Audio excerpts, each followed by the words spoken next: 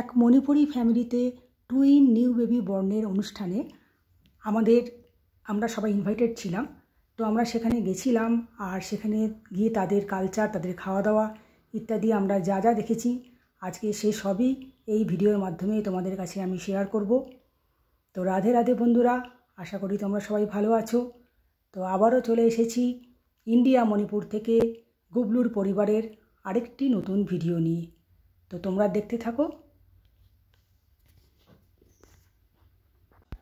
Butter দিয়ে সেঁকা bread, কলা আর নলেন গুড়ের রসগোল্লা নিয়ে চলে এসেছি গুবলুর কাছে ব্রেকফাস্ট দিতে। তো আজকে এটাই গুবলুর ব্রেকফাস্টের ভোগ নিবেদন। তো গুবলুকে খাইয়ে দিয়ে কিন্তু আমি চটপট করে গুবলুর জন্য রান্না করব লাঞ্চের, আর তারপরে কিন্তু আমি বেরোবো, এক জায়গায় যাব। তো চলো কিচেনে চলে যাই, আর আমি চটপট করে রান্নাগুলো করে ফেলি। আজকে খুব সিম্পল রান্না করব, কারণ আজকে আমাদের বাইরে ইনভিটেশন আছে, আর সেখানেই আমরা খাওয়া দাওয়া করব। শুধু এটা গুবলুর জন্য আর গুবলু দিদির জন্য আমি বানিয়ে রাখছি। তো দেখো এখানে আলু ভাজা করে ফেলেছি, আর সাথে করব একটু সবজি সেদ্ধ।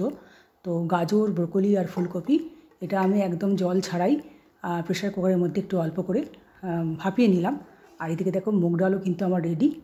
তো মুগ ডালটাকে আমি একটা পাত্রের মধ্যে ঢেলে নিচ্ছি, আর তারপরে সবজি সেদ্ধটা অলরেডি আমার প্রেশার থেকে হয়ে গেছে ওটা। তো ওটাকে বার করে আমি এখন কড়ার মধ্যে একটু বাটার দিয়ে জাস্ট একটু হালকা করে নেড়ে নেব।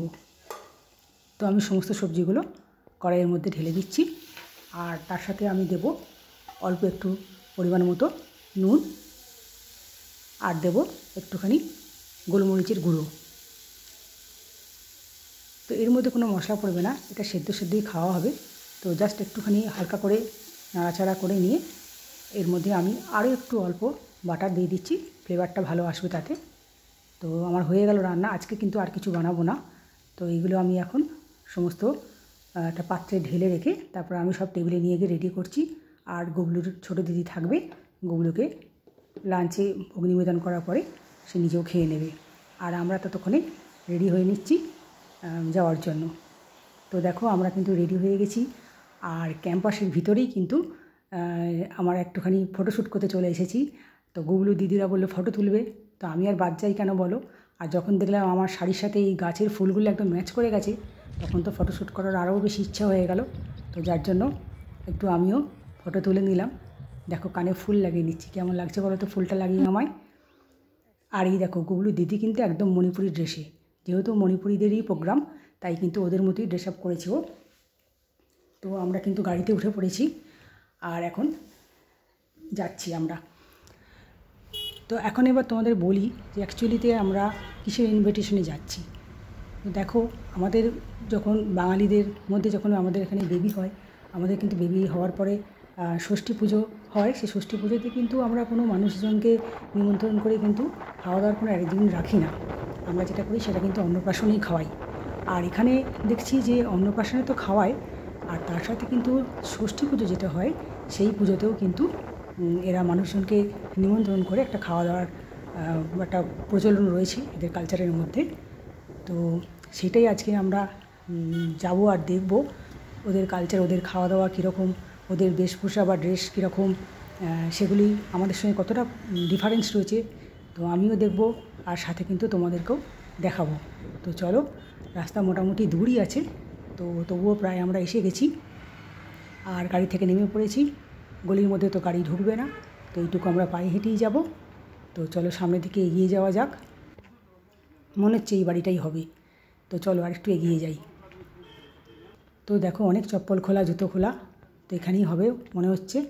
তো গিয়ে দেখি, হ্যাঁ আমরা সঠিক জায়গাতেই এসে পড়েছি, একদম ঠিক জায়গায়। আর এখানে দেখো অলরেডি মানুষজন খাওয়া দাওয়া শুরু করে দিয়েছে। সবাই কিন্তু এখানে নিচে বসে খাচ্ছে, আর সমস্ত স্টিলের থালায় খায়, কিন্তু বড় বড় স্টিলের থালায়। আমাদের মতন কিন্তু চেয়ার টেবিলে খাওয়ার প্রচলন এখানে নেই, কোনো অনুষ্ঠানেতেই নেই। আর দেখো আমরা ওপরে চলে এসেছি, আর আসার পরে দেখো এখানে কিন্তু টুইন বেবি, আর দুটো বেবি কিন্তু গার্ল। তো আমরা কিন্তু এখানেই আমাদের এই নিচেতে ওপরের মধ্যেই কিন্তু আমাদের খাবারের অ্যারেঞ্জমেন্ট ওরা করে দিয়েছে। তো আমরা এখানেই এখন বসে খাবো। তো আমরা বসে যাচ্ছি খেতে। আর খাওয়া দাওয়ার তো দেখতেই পাচ্ছ, মানে আমাদের খাওয়া দাওয়ার আইটেমের সাথে কিছুই মেলে না বলতে গেলে, একমাত্র ভাত আর মাছটা ছাড়া আর কোনো আইটেমই টেস্ট আমাদের মতন নয়, সবই আলাদা, সম্পূর্ণ আলাদা। খেতে। তো যাই হোক, আমরা যতটা পারছি খাওয়ার চেষ্টা করছি। সব কিছুতেই বলতে গেলে প্রায় ড্রাই ফিশ টাইপের কিছু দেওয়া আছে। আর দেখো, যারা নিচে খাচ্ছিল তারা কিন্তু একে একে সবাই উপরে আসছে বেবি দেখার জন্য। আর এখানে কিন্তু বেবিকে বা যে কোনো আমি অনুষ্ঠানে লক্ষ্য করে দেখেছি, এখানে গিফট দেওয়ার খুব একটা প্রচলন নেই। সবাই এখানে ক্যাশটাই উপহার হিসেবে দেয়। তো বেবিকে দেখার জন্য এখানে দেখলাম যে একটা পাত্র রাখা রয়েছে, আর সবাই যে যার ইচ্ছা মতো সেখানে ক্যাশ উপহার হিসেবে বেবিকে দিয়ে যাচ্ছে। তো দেখো, এদের ড্রেসগুলো কিন্তু মানে খুবই সুন্দর। এদের একদম ট্র্যাডিশনাল ড্রেস। আমাদের মতন মানে অনুষ্ঠানে আমরা যেরকম ইচ্ছা পরে যাই, কেউ শাড়ি, কেউ সালোয়ার বা কেউ প্যান্ট শার্ট ইত্যাদি। কিন্তু এদের এখানে কিন্তু বাচ্চা থেকে বুড়ো সবাই কিন্তু একই ধরনের ড্রেস পরে, সেটা হচ্ছে ট্র্যাডিশনাল ড্রেস। এখানে কিন্তু অন্যরকম ড্রেস একদমই চলে না। তো আমরা তো খাচ্ছি আর সাথে কিন্তু আমরা বসে বসে এগুলো দেখছি। আর দেখো, এখানে আমি একটা হারিকেন ছিল, তো আমি জিজ্ঞেস করলাম যে হারিকেনটা এখানে কেন। আর অনেক দিন এই হারিকেন দেখিনি, যেগুলো থেকে আমরা ছোটোবেলায় এই হারিকেনই আমরা কিন্তু নিয়ে আমরা পড়াশোনা করেছি। তো আমি জিজ্ঞেস করলাম যে এটা কেন। তো বললো যে বেবিকে টাচ করার আগে এই হারিকেনের তাপ নিয়ে তবে বেবিকে টাচ করতে হয়। কারণ ওদের ধারণা হচ্ছে যে এইটার মাধ্যমে, আগুনের তাপের মাধ্যমে কিন্তু সে মানুষটার মধ্যে থেকে সমস্ত নেগেটিভিটি দূর হয়ে যায়। তো যাই হোক, তো আমরা খাওয়া দাওয়া শেষ করে এখন আমরা কিন্তু বাড়ি যাব। তো আমরা নিচে নামছি। আর দেখো, নিচেও কিন্তু খাওয়া দাওয়া অলরেডি চলছে।